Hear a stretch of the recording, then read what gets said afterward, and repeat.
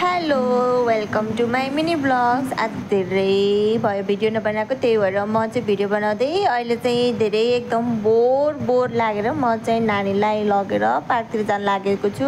Park यति नजिक छ, एकदम नजिक छ, त्यो गेस्ट रुमको पछाडि नै छ पार्क चाहिँ। अनि त्यसपछि दिउँसो त निस्किन सकिन्न, साँझतिर 5-6 बजीतिर निस्किने हो।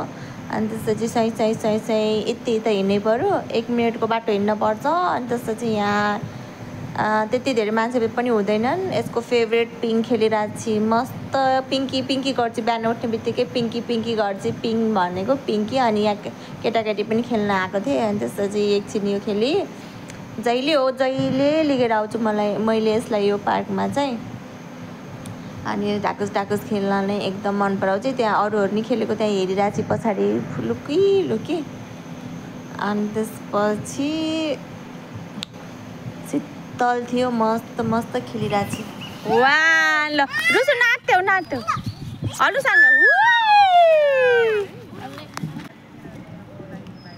हलुसँग हो नाचिकिन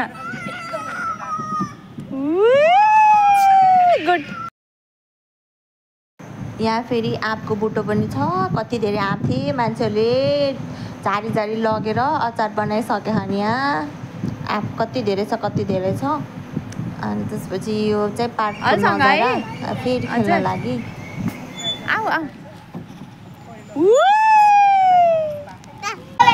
लोटिन्छ।